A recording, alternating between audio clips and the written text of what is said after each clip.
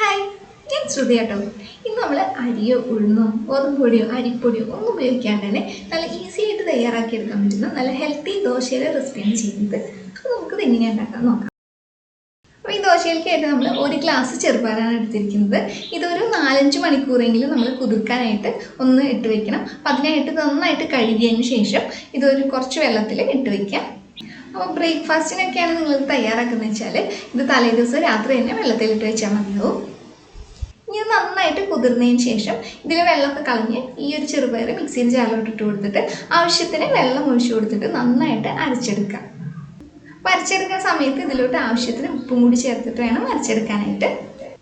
അരച്ചെടുക്കുമ്പോൾ തടിയൊന്നും ഇല്ലാണ്ട് നല്ല ഫൈനായിട്ട് നമ്മൾ ദോശമാവിൻ്റെ ഒരു ബാറ്ററായിട്ട് അരച്ചെടുക്കില്ലേ, ആ ഒരു പാകത്തിന് പോലെ ഇതുപോലെ അരച്ചെടുക്കുക. എന്നിട്ട് ഇതിലോട്ട് ആവശ്യത്തിന് ഈ സമയത്ത് ഉപ്പൊക്കെ ഉണ്ടോ എന്ന് നോക്കുക. ഉപ്പില്ലെങ്കിൽ കുറച്ച് ചേർത്ത് കൊടുത്തിട്ട് നന്നായിട്ട് മിക്സ് ചെയ്തെടുക്കുക. അപ്പോൾ വെള്ളം ഒഴിച്ചു കൊടുക്കുമ്പോൾ കുറേശ്ശെയായിട്ട് ഒഴിച്ചു കൊടുത്തിട്ട് അരച്ചെടുത്താൽ മതി. വെള്ളം കൂടിപ്പോയി കഴിഞ്ഞാൽ പിന്നെ നമുക്ക് ശരിയായ രീതിയിൽ പരത്തിയെടുക്കാൻ പറ്റില്ല. അപ്പോൾ ഏകദേശം 1 ഗ്ലാസ് ചെറുപയറിന് നമ്മൾ 1.25 ഗ്ലാസ് വെള്ളം ഒഴിച്ചിട്ടാണ് ഈ ഒരു കൺസിസ്റ്റൻസിയിൽ ഇത് അരച്ചെടുത്തിരിക്കുന്നത്. ഈ മാവ് കുറച്ച് നേരം ഒന്ന് മാറ്റി വയ്ക്കേണ്ട ആവശ്യമൊന്നുമില്ല. നമുക്കിപ്പോൾ തന്നെ ദോശയായിട്ട് ചുട്ടെടുക്കാൻ പറ്റും. അപ്പോൾ അതിനായിട്ട് നമ്മൾ ശ്രദ്ധിക്കേണ്ട ഒരു കാര്യം എന്താണെന്ന് വെച്ച് കഴിഞ്ഞാൽ ദോശക്കല്ല് നന്നായിട്ട് ചൂടായി പോകരുത്. ആവശ്യത്തിന് ചൂട് മാത്രമേ പാടുള്ളൂ. കൂടുതൽ ചൂടായി പോയാൽ നമുക്കിത് നന്നായിട്ട് പരത്തിയെടുക്കാൻ പറ്റില്ല.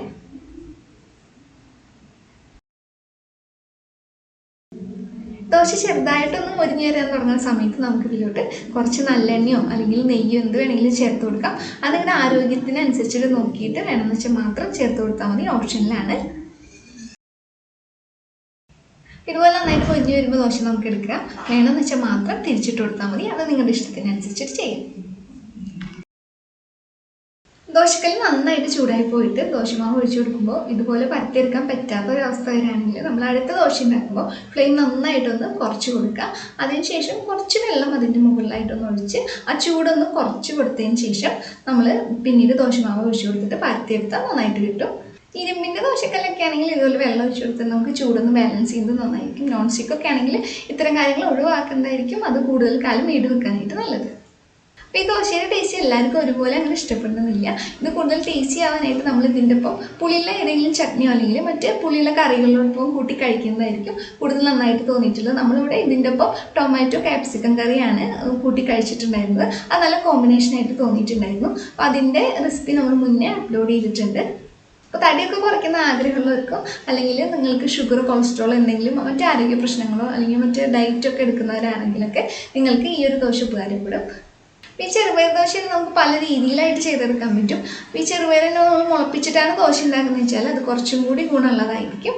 അപ്പോൾ അത് നമ്മുടെ മുടിക്കായാലും സ്കിന്നിനായാലും വളരെയധികം നല്ലതായിരിക്കും.